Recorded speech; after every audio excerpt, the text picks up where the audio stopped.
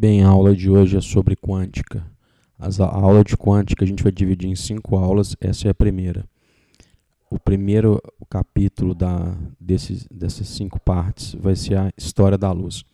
Importante para entender o que a quântica é, de onde que ela veio, qual que é a lógica dela, por que a gente estuda ela, a gente entender esse pedacinho da história da luz.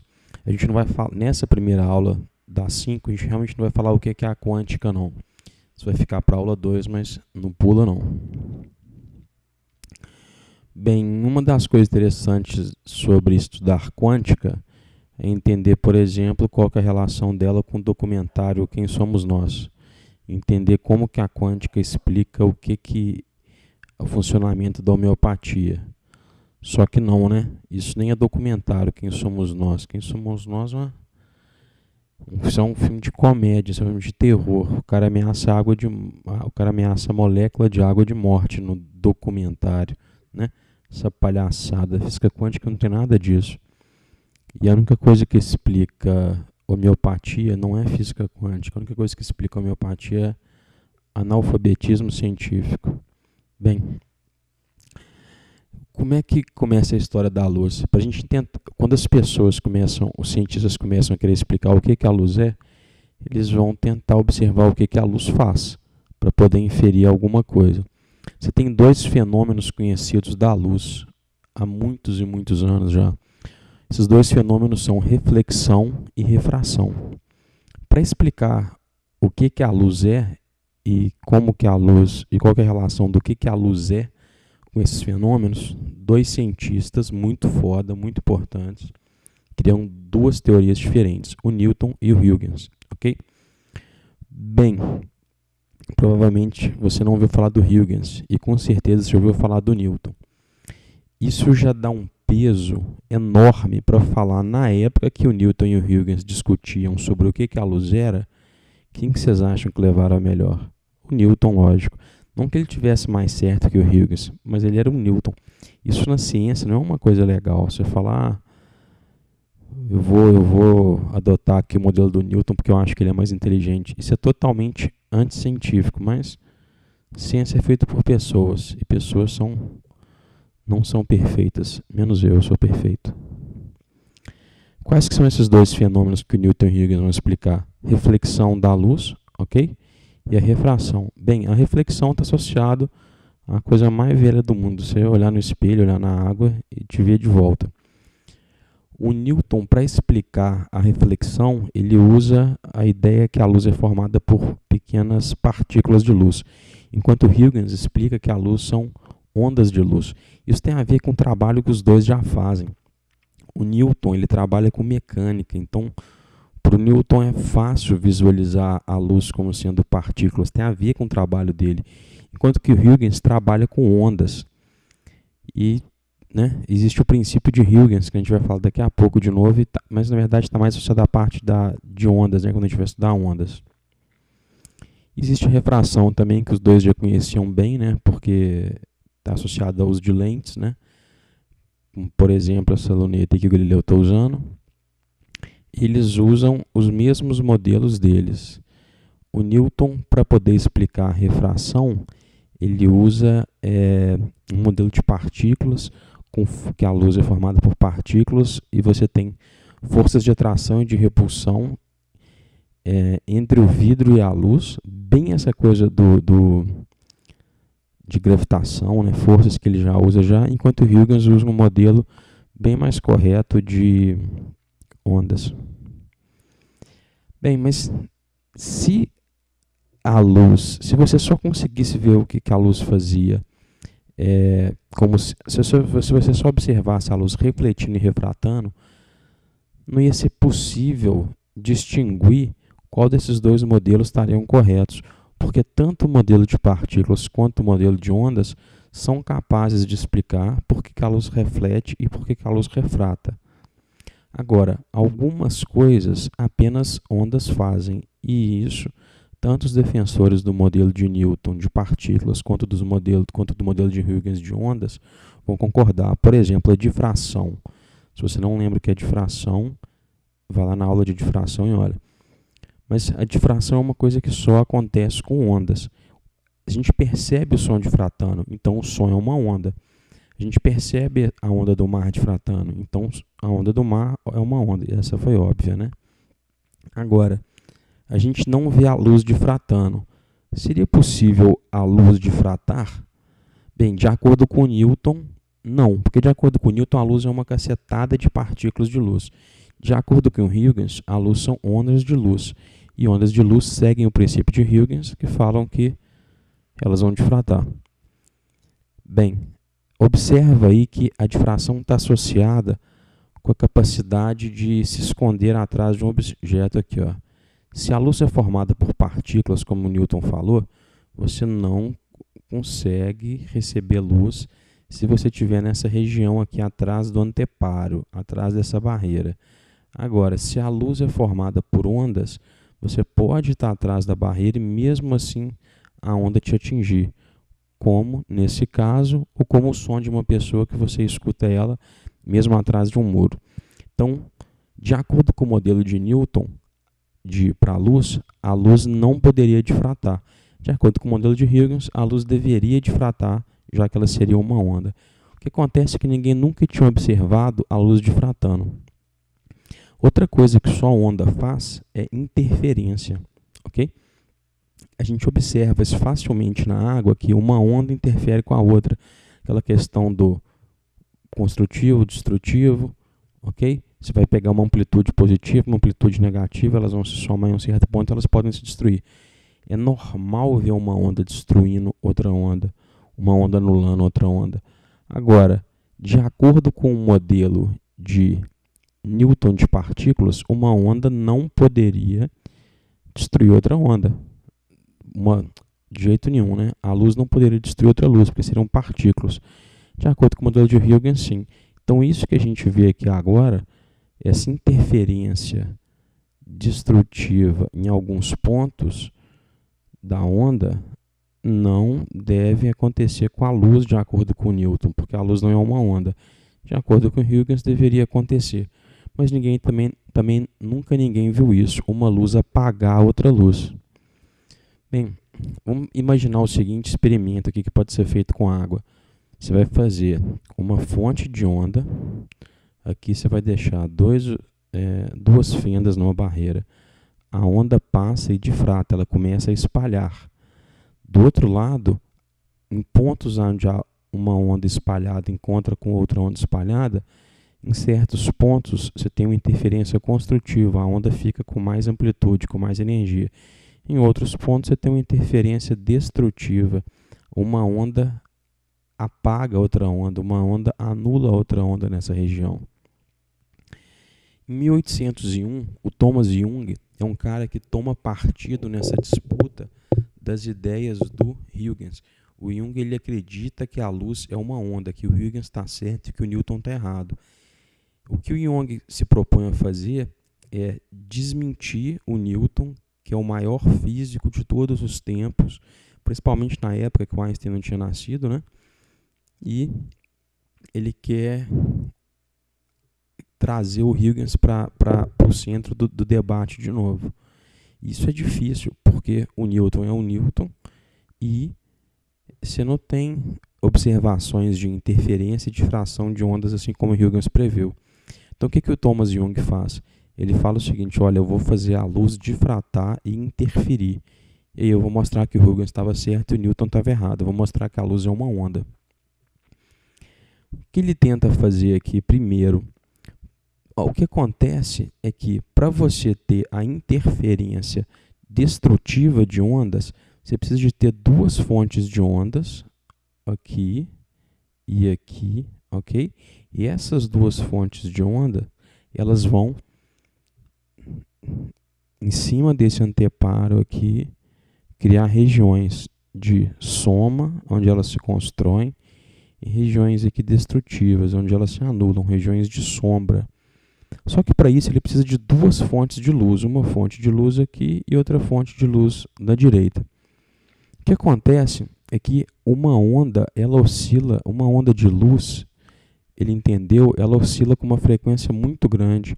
Essa frequência muito grande faz com que realmente existam pontos de interferência destrutiva, mas esses pontos, eles duram uma fração de tempo muito pequena. Uma onda encontra com outra onda e ela vai gerar um ponto de interferência destrutiva. Só que se existem virtualmente infinitos pontos de luz em um ambiente, mesmo que duas luzes se apaguem em um certo momento, outros pontos vão iluminar aquele ambiente. Então ele vai assim, não, então eu vou isolar, vou colocar num ambiente escuro só duas fontes de luz. Aí também não dá certo ainda. O que ele entende? Quando uma frequência de luz oscila minimamente, isso acontece o tempo todo, isso faz com que os pontos de interferência destrutiva eles fiquem mudando. A interferência destrutiva da luz ela está num ponto. Uma fração muito pequena de tempo depois ela está em outro ponto diferente. Ele precisava então de duas fontes de luz que não oscilassem, ou como ele percebeu, duas fontes de luz que se oscilassem juntas, oscilassem de maneira coerente, de modo que o padrão de interferência destrutiva ia ser constante, ia estar parado no tempo, ia ser observável. Para isso, ele usa então uma primeira fenda e dessa primeira fenda, ele faz a luz difratar. Depois que a luz difrata, ele vai observar que ela vai se comportar no segundo anteparo como duas fontes de luz independentes. Mas, na verdade, as duas fontes de luz independentes são a primeira fonte de luz. Então, elas oscilam de maneira coerente. E aí, o que ele consegue é um resultado genial. O que ele consegue é fazer uma luz apagar outra luz. Ele consegue um padrão de interferência com a luz.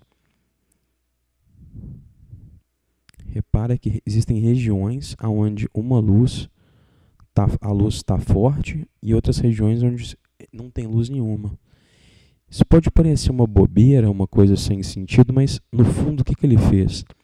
Imagina o seguinte, eu tenho uma lanterna aqui, eu tenho outra lanterna na direita. Essa lanterna da esquerda é capaz de jogar luz, a da direita também é capaz de jogar luz. O que acontece quando você joga a luz das duas juntas? Você vai imaginar, obviamente, que na região central a luz vai ficar ainda mais intensa na região onde a luz da lanterna da esquerda encontra com a luz da lanterna da direita, ok? O que o Jung mostra é que existem regiões no meio do cruzamento das duas lanternas, da luz das duas lanternas, onde fica preto, ou seja, olha que louco isso, onde uma luz apaga outra luz. Como é que você vai me explicar isso? Só onda consegue fazer isso, só uma onda consegue apagar outra onda. Para a luz estar fazendo isso, a luz tem que ser uma onda. A experiência do Jung é tão genial que ela enterra a teoria do Newton da luz ser formada por partículas e todo mundo passa a acreditar que a luz é então também uma onda e Huygens estava certo. Para entender aqui agora a outra parte da história da luz, a gente tem que entender um pouco sobre as tentativas de medir a velocidade da luz, ok? Então, vamos deixar ali o caso ali do Jung. O Jung mostrou que a luz é uma onda, mas até esse ponto ninguém sabe que tipo de onda que a luz é. Porque é complicado, se você pensar, toda onda que se conhecia até então, para ela existir, ela tem que existir em um meio, né? A onda do mar existe na água, a onda numa corda existe na corda, o som, que é uma onda, existe no ar. Como é que a luz, que é uma onda, vem do Sol até a Terra, né? O que tem entre o Sol e a Terra? Para poder permitir, e também existe aqui com a gente na nossa atmosfera e dentro da água, para permitir que a luz exista em todos esses meios. A velocidade da luz começou a ser discutida muito antes do Galileu, que está na fotinho aqui. Bem, algumas pessoas achavam que a luz tinha velocidade infinita, né? Que ela não gastava tempo nenhum para se propagar entre um ponto e outro ponto. Quando eu não estou tossindo, eu estou abrindo a boca de sono. O Galileu ele acha que isso não é verdade. Então ele tem uma ideia para poder medir a velocidade da luz. Ele acredita que a luz tem uma velocidade finita. Ele imagina o seguinte: eu vou pegar duas montanhas, vou subir no alto de uma montanha e vou levar minha lamparina, minha lanterna aqui. Ele vai pegar um relógio para poder medir o tempo, né? Obviamente o relógio do Galileu não é um braille, né? É só representativo. Ele vai colocar na minha representação aqui um espelho em cima da outra montanha. Na verdade, a história fala que ele tinha um amigo dele que estava contra a lanterna e cobria a lanterna com um pano. Mas para a gente entender aqui vai ficar tranquilo. Qual que é a ideia aqui do experimento do Galileu? Ele vai liberar a luz da lanterna dele. O amigo dele, ou o espelho, quando vê a luz da lanterna dele, vai emitir um sinal visual de volta. Okay? E ele vai ver esse sinal. Então ele começa a marcar o tempo quando ele joga a luz para outra montanha. E ele para de marcar quando a luz volta para ele. Se ele sabe o tempo que gastou para a luz ir e voltar, e ele sabe qual que é a distância de uma montanha para outra, pronto, ele calcula a velocidade da luz. O que o Galileu não sabia quando ele tentou fazer isso? Que a luz é tão rápida, mas tão rápida, que ela dá quase 8 voltas inteiras em torno da Terra em 1 segundo. Então, o tempo gasto entre uma montanha e outra era muito, muito, muito pequeno. O Galileu não tinha a menor chance de conseguir medir desse jeito. Ele percebeu que o tempo que ele media era simplesmente o tempo de reflexo dele, de medir o tempo, de liberar a luz, de observar o fenômeno. Ele concluiu que a luz era muito rápida para ser medida desse jeito. Mas ainda assim foi uma ideia bacana. Em 1675, uma pessoa que não estava estudando nada sobre a luz ou sobre a velocidade da luz se deparou com o fenômeno. Quando ele estava estudando os eclipses das luas de Júpiter, essa pessoa foi o Homer. Não, foi outro Homer. O Ole Homer, esse astrônomo dinamarquês, estava estudando o fenômeno dos eclipses da lua de Júpiter. Okay? Aqui eu tenho Júpiter, uma lua de Júpiter, nem sei qual que foi, o Sol e a Terra. O que seria um eclipse numa lua de Júpiter? Bem, o Sol joga uma luz em Júpiter, Júpiter reflete essa luz de volta até a Terra, onde eu posso ver Júpiter. Mas uma lua orbita Júpiter. E enquanto essa lua orbita Júpiter, em um certo momento ela interrompe o caminho da luz. Então, da Terra, eu paro de ver Júpiter. Isso é um eclipse. Agora, a Terra também orbita o Sol. Então, enquanto a Terra orbita o Sol, a Terra muda de posição. Nessa nova posição, ainda é possível ver Júpiter, porque o Sol ilumina Júpiter, Júpiter reflete a luz para a Terra, até que a Lua orbitando Júpiter entra no caminho de novo da luz e interrompe a luz de novo. O que acontece que era um fenômeno que as pessoas não sabiam explicar? Você tem aqui duas posições. Quando a Terra estava afastada do Sol, afastada de Júpiter, a Terra está aqui, o Sol está aqui, a Terra está mais afastada de Júpiter, o eclipse demorava mais tempo. Quando a Terra estava mais próxima de Júpiter, o eclipse demorava menos tempo. Os astrônomos todos estavam tentando achar uma relação gravitacional de como que a gravidade da Terra influenciava a órbita de uma lua de Júpiter, de modo que o eclipse pudesse ser mais rápido ou mais devagar. O Homer sacou um negócio sensacional. Ele entendeu que, na verdade, não era o eclipse que acontecia em tempos diferentes, devido a mudanças de órbitas, devido à gravidade da Terra. Era só uma percepção diferente. Era como se fosse uma ilusão de ótica. Os eclipses de Júpiter, eles aconteciam no tempo normal. A gravidade da Terra era irrelevante para alterar esse eclipse.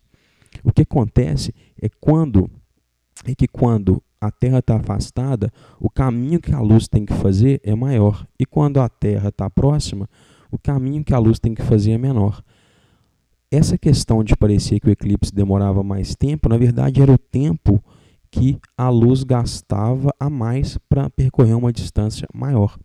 Então o Homer saca com isso pela primeira vez que a velocidade da luz é finita. Ele demonstra que a velocidade da luz é finita.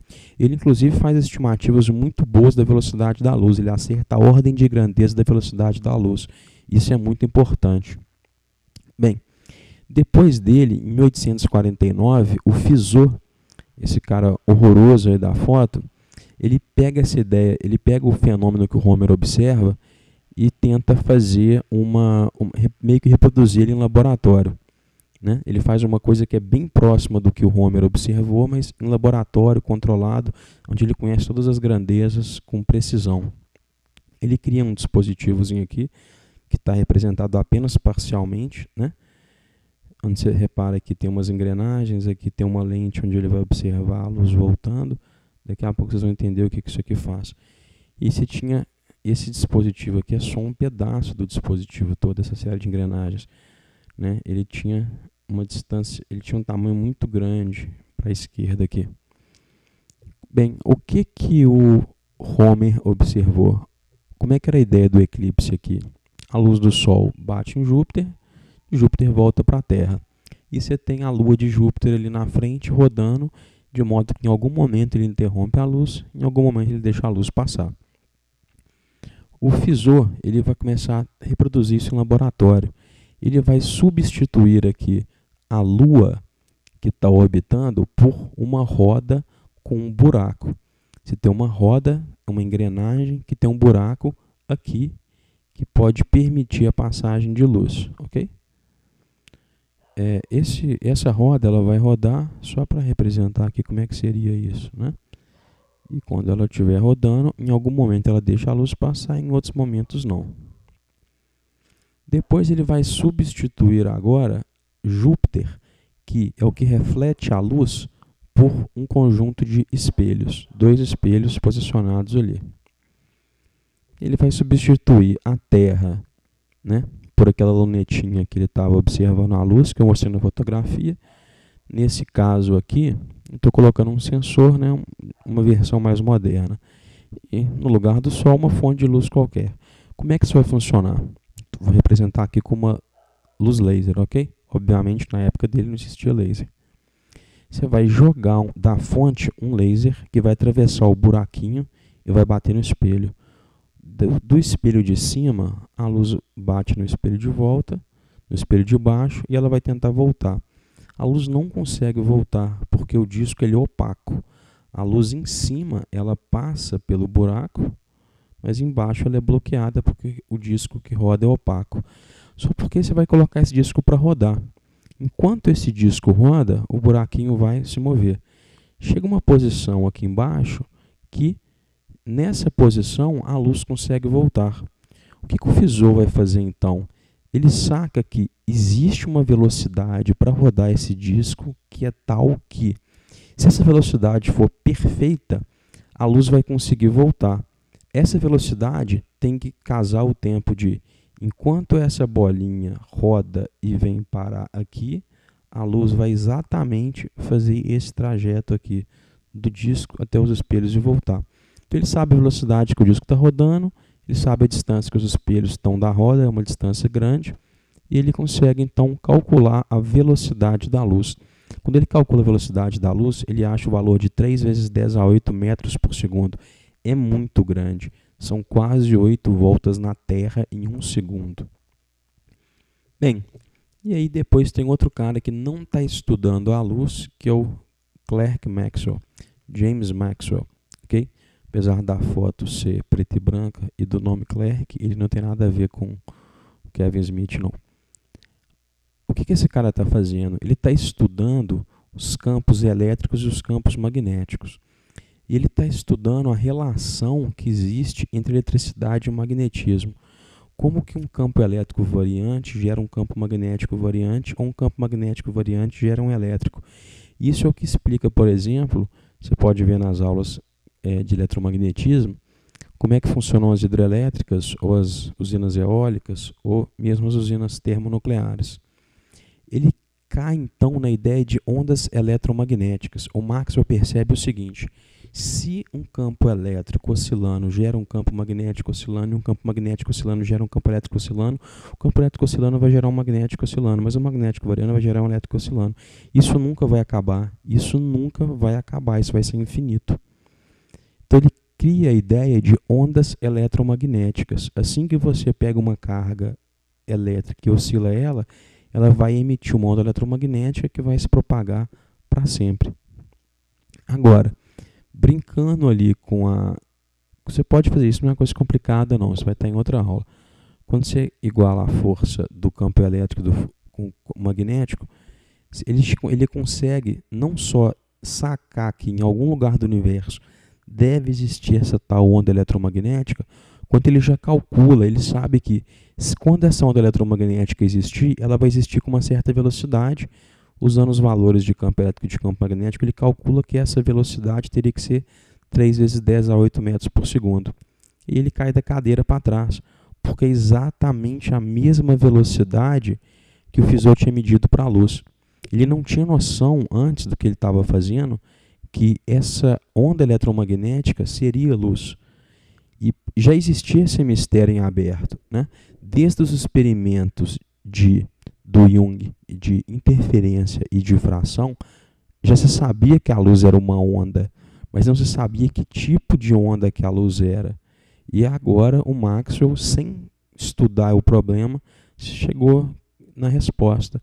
A luz, então, é uma onda eletromagnética. Isso explica a interferência, explica a difração, explica a reflexão, explica a refração. E os cálculos do Maxwell ainda batem com as experiências de medir a velocidade do Fizeau. Ok? Então, problema resolvido. Um problema que atormentou a humanidade desde que a humanidade existe, que é: o que é a luz? Foi respondido: luz são ondas eletromagnéticas. E ali em cima em português ficou errado. Na próxima revisão eu corrijo. Você tem luz, então são ondas eletromagnéticas. Para fechar a história, em 1886, esse cara aqui que vocês já conhecem o nome dele, o Hertz, ele começa a fazer uma série de experimentos com ondas eletromagnéticas para ver se realmente elas eram luz. Ele começa a oscilar cargas elétricas de acordo com as previsões do Maxwell e ver se ele estaria fabricando luz. Ele fabrica luz. Não só ele fabrica luz, como ele testa as propriedades da luz normal, né, que ele não tinha certeza ainda se eram ondas eletromagnéticas, com as luzes que ele fez de onda eletromagnética. Testa todas as propriedades, reflexão, refração. Ele testa inclusive a propriedade de polarização, que é uma propriedade que só acontece realmente com luz. Eu pulei o slide aqui. Esse Hertz, você conhece o nome dele, né? Do uso da unidade de frequência, que vai em homenagem a ele. Então o Hertz, ele pega e faz uma série de experimentos muito cuidadosos e mostra, sem sombra de dúvida, que realmente o Maxwell estava certo. Luz é onda. Newton estava errado, Huygens estava certo. Luz é onda, e de que tipo? Onda eletromagnética. Tudo dá certo, todas as experiências dão certo, todas as propriedades previstas dão certo. Usando os princípios de Huygens e as equações de Maxwell para onda eletromagnética, você calcula todas as propriedades, a velocidade, é lindo e maravilhoso. Esse problema encerrou-se. Luz, em 1886, a humanidade tem certeza absoluta que esse problema não existe mais. Esse problema do que a luz é. Luz é onda eletromagnética, pronto, e acabou. Mas, digno de uma reviravolta de Game of Thrones de 5 minutos finais do episódio, em 1905 chega o Einstein e chuta o balde, ok? O Einstein vai, a partir de coisas que o próprio Hertz chegou, né, e trabalhos do Planck, mostrar que toda essa certeza que as pessoas tinham então que a luz era uma onda, que a luz não eram partículas, não existe. Só que isso aí a gente vai falar só na próxima aula, na aula de Quântica 2. O título da aula é O Nobel de Einstein. Valeu!